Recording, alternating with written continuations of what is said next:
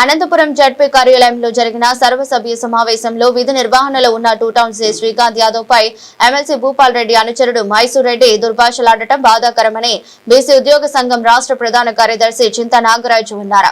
కదిరిపట్నంలోని ఆర్ఎండ్బి guest house లో Kadiri division Yadava BC సంఘం నాయకులతో కలిసి ఆయన ఈరోజు మీడియాతో మాట్లాడారు. సీఐ శ్రీకాంత్ యాదవ్ పై జరిగిన దాడిని ఖండిస్తున్నామన్నారు. మీడియా సమావేశంలో కదిరి డివిజన్ యాదవ్ సంఘం associate president Sriram Yadav, vice president Anjaneyulu Yadav, నాయకులు సుధాకర్ యాదవ్, రామచంద్ర, కటారి రెడ్డి, రామ్మోహన్, లక్ష్మీపతి, నరేంద్ర, శ్యామ్ ప్రసాద్ ఉన్నారు.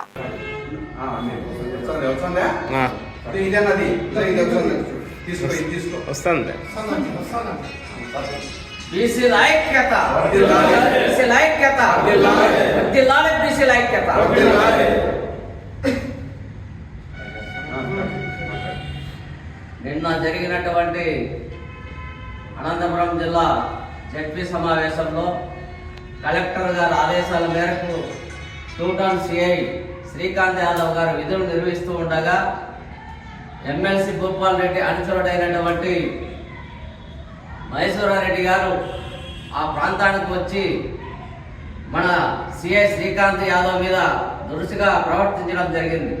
మరి తన విధులు తను నిర్వర్తించుకున్నటువంటి మా బీసీ ముద్దుబిడ్డ శ్రీకాంత్ యాదవ్ గారు ఆయన విధి నిర్వహణను ఆటంకం కలిగించడమే కాకుండా ఆయన మీద దౌర్జన్యం చేయడం జరిగింది.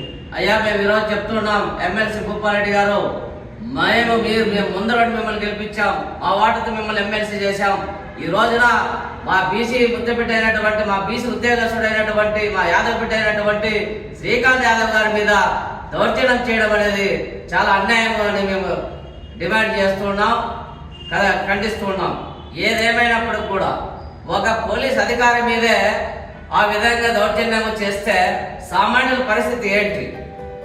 మైసూర్ రెడ్డి గారు, పోలీసులు అంటే మీ ఇంటి పాలేర్లు కాదు, పోలీసులు అంటే వ్యవస్థను సమాజాన్ని కాపాడే విధి నిర్వహణ ఉన్నటువంటి బాధ్యతమైనటువంటి పోలీసులు.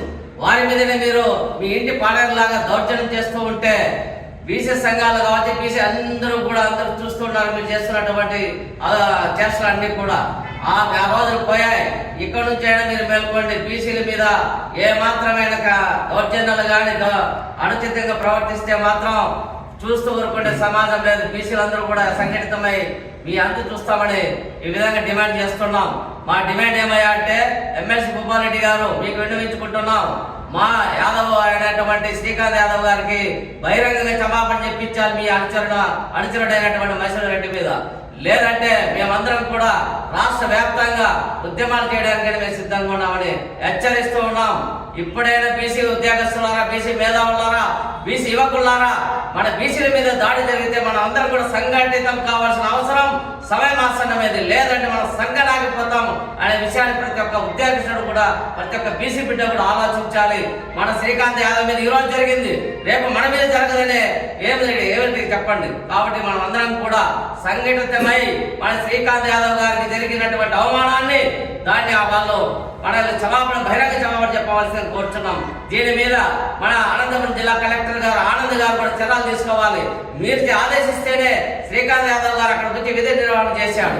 మీరు ఆదేశిస్తేనే మీరు చెప్తేనే అన్నాడు. మరి అటువంటి వారి మీదే ఆ విధంగా దౌర్జన్యం చేస్తూ ఉంటే మీరు ఖచ్చితంగా ఆయన మీద చర్యలు తీసుకోవాలి.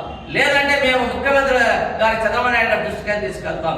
ఈరోజు చెప్తూ ఉన్నాం, అయ్యా గౌరవ ముఖ్యమంత్రి చంద్రబాబు నాయుడు గారు బీసీ రక్షణ చట్టం అన్నారు, 2 ఏళ్ళు కావస్తా ఉంది. ఆ రక్షణ చట్టం ఇంకా రాకపోగా మా మీద అనేక రకాలమైన దౌర్జన్యాలు జరుగుతున్నాయి, అవమానాలు జరుగుతున్నాయి. మీరు పెట్టినటువంటి అజెండాలోనే మేము అడుగుతున్నాం. 2 సంవత్సరాలు అవుతుంది, కాలయాపన చేస్తున్నారు. మీరు ఈ విధంగా మా అట్రాసిటీ బీసీ చట్టం ఇచ్చినట్టయితే మా మీద ఈ విధంగా దౌర్జన్యాలు జరిగేట్టు కాదు కదా, మా మీద ఈ విధంగా అఘాయితాలు జరిగేట్టు కాదు కదా. ఇప్పటికైనా మీరు మేల్కోండి. మీరు మీ కూటమిని గెలిపించాం, మీ కూటమి రావాలని కోరుకున్నాం. అయినప్పుడు మా మీద దాడులు జరుగుతూ ఉంటే, బీసీల మీద దాడులు జరుగుతూ ఉంటే ఎక్కడ మేము ఎవరికి చెప్పుకోవాలి? డిమాండ్ చేస్తున్నాం. గౌరవ ముఖ్యమంత్రి చంద్రబాబు నాయుడు గారు త్వరగా, అతి త్వరలోనే మాకు బీసీ చట్టం చెప్పి మా బీసీలను ఆదుకోవాలని, మా బీసీలను కాపాడుకోవాల్సిన బాధ్యత మీకుందని మేము ఈ విధంగా డిమాండ్ చేస్తున్నాం.